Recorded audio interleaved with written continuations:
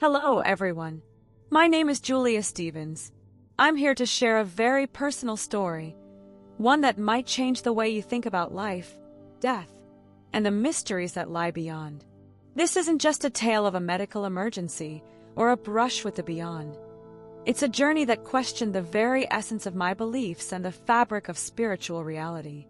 It was December 31st, 2023, a night that promised the end of a year and the beginning of another. For many, it's a time of celebration, of letting go of the past, and of hopeful anticipation for the future. But for me, working as a nurse in the emergency room of Springfield General Hospital, it was a night like any other. At least that's what I thought as my shift began. The ER was bustling with the usual chaos. Paramedics rushed in with patients. Doctors called out orders. Nurses moved quickly to attend to the injured and sick. The air was thick with the sharp tang of antiseptic and the underlying tension that permeates such places. After 15 years on the job, I had grown accustomed to the pace and the unpredictability, but nothing could have prepared me for what was to come. As the night progressed, the cases rolled in. Alcohol-related injuries, family disputes gone wrong, car accidents, the usual fare for a New Year's Eve. Each patient brought a story, a life in distress, and we were there to mend what we could. Amidst the controlled chaos, I attended to a young woman involved in a drunk driving accident. She was frightened, her hands trembling as I held them, trying to offer some comfort amidst the cold sterility of the hospital. Then it happened. It started as a twinge in my chest, easy enough to dismiss as stress or fatigue.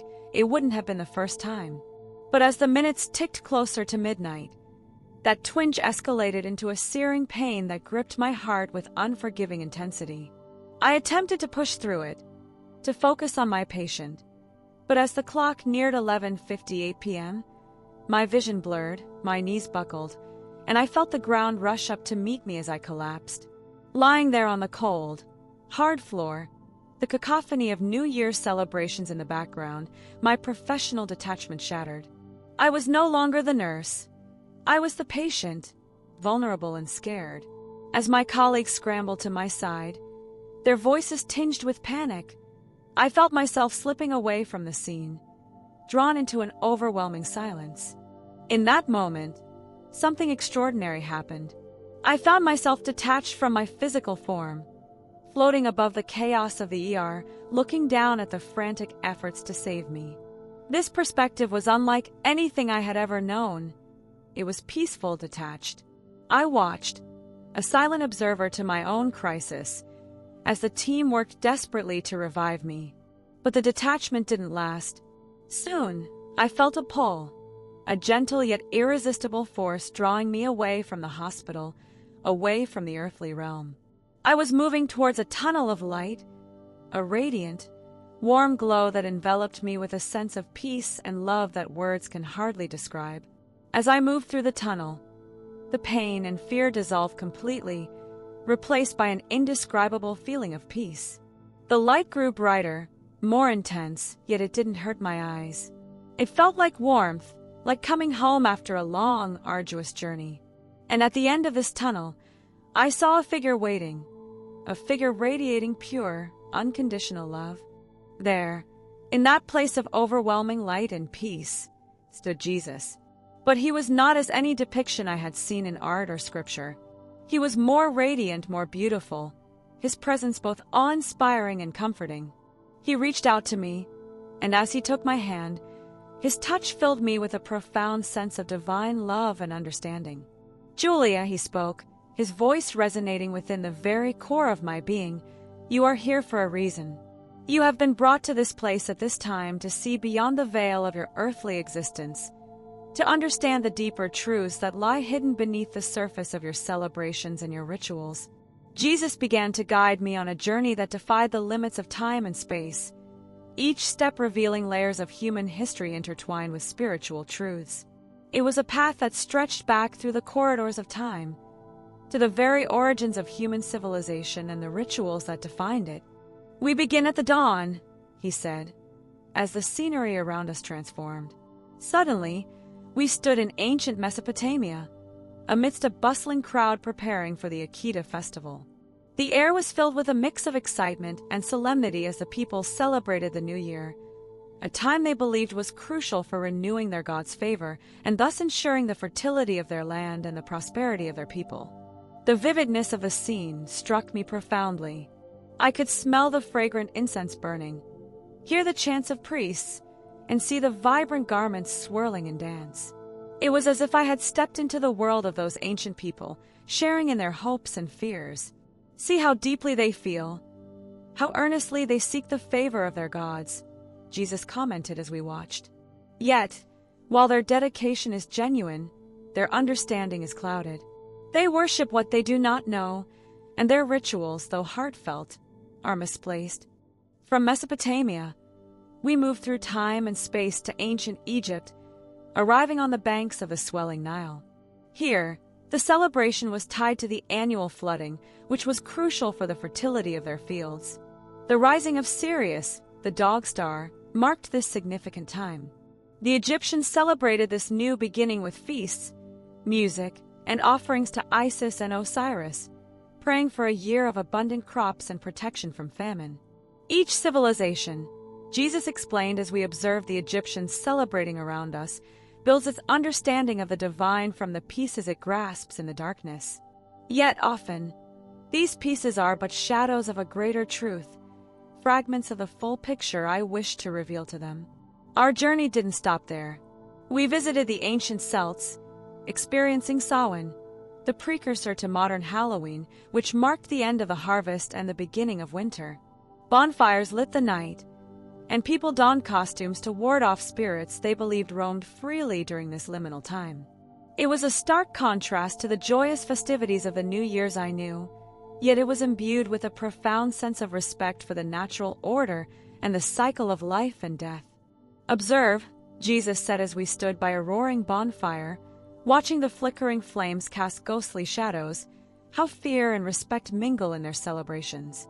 They recognize the thin veil between the living and the dead, the seen and the unseen.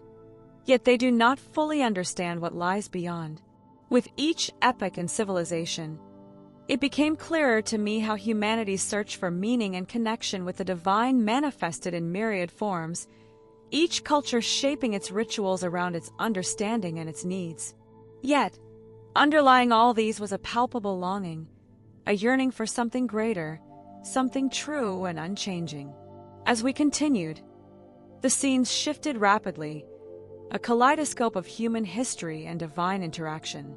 We witnessed the ancient Greeks honoring Dionysus in hope of ensuring a bountiful harvest, the Romans celebrating Saturnalia, a precursor to Christmas, where social orders were upended and merriment ruled. We saw the Vikings preparing for Yule, their faces grim as they braced for the harsh winter months, hoping their offerings would bring the return of the sun. With each transition, the understanding deepened within me. Each ritual, each ceremony, though draped in the unique tapestries of time and culture, carried a kernel of divine truth, often obscured but always present. Humanity has always reached out to the divine, Jesus reflected as our surroundings once again became calm. The chaotic whirl of history settling into a tranquil landscape that seemed to exist out of time. Yet so often, they grasp only part of the truth. My hope is to bring them into a fuller understanding, to show them that my love and truth transcend all boundaries of time and eras. The journey was overwhelming, not just in the breadth of what I saw, but in the profound sense of connection it fostered within me. I felt an indescribable link to all those people, across all those ages, united in their quest for meaning, for salvation, for understanding. As we stood in that timeless space, Jesus turned to me once more, his eyes filled with a compassion that seemed to pierce straight to my soul. "Julia, you are to return with this knowledge. Share it, live it, and help others see beyond the veil of ritual to the heart of divine truth. You have been given this glimpse not just for your own understanding, but to be a beacon to others." The weight of his charge was immense, yet with it came a flood of peace. I knew I would not be alone in this task. As the light around us began to fade, signaling my return to the earthly realm, I felt a strength coursing through me, a strength that came from a deep, unshakable connection to the divine, to the eternal truth I had been shown. Returning to my body was a shock, the cold sterility of the hospital a stark contrast to the warmth and vibrancy of the divine presence I had experienced. But I came back changed, charged with a mission that I now share with you. As I lay on the cold hospital bed, slowly coming back to the world of beeping monitors and the sterile smell of disinfectant, the vividness of what I'd experienced remained with me. It wasn't like waking from a dream. It was waking into a deeper reality, one that had always been there, yet I had been blind to it. In those first moments, as my colleagues celebrated my stabilizing signs, a part of me mourned the loss of that divine closeness. Yet, as I looked into their caring faces, I realized that this was my field of mission. The hospital, my city, my world was where I needed to bring the light I had been shown. In the weeks that followed, my recovery was not just physical but spiritual. I found myself seeing everything with new eyes. The mundane became miraculous. A sunrise was no longer just a sunrise. It was a daily reminder of the light I had seen, a symbol of the new beginnings each day offers us. I returned to work, but my approach to nursing had fundamentally changed. Each patient was a soul, not just a body. My interactions were infused with the love and understanding I had felt during my journey. I listened more deeply, cared more profoundly, and many patients and colleagues noticed the change. They didn't know what had happened, but they felt the difference. One particular case was a young man named Michael, who came in after a severe car accident. He was frightened, his future uncertain.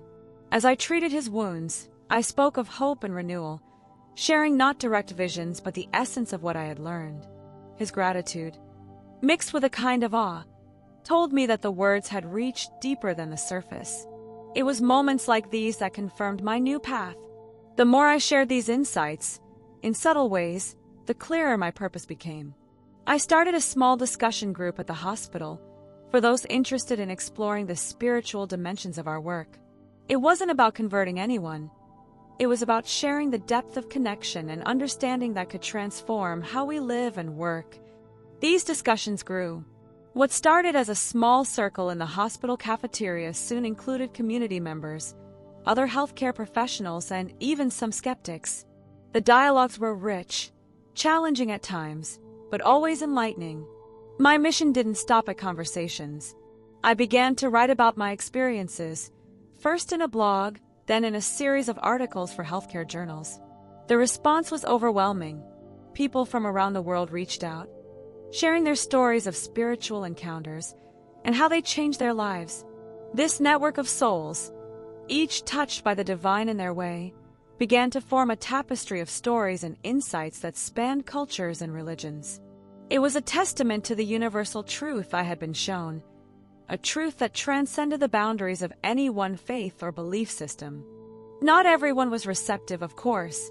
I faced skepticism and criticism, some from my peers who saw my new focus as a distraction from medical science.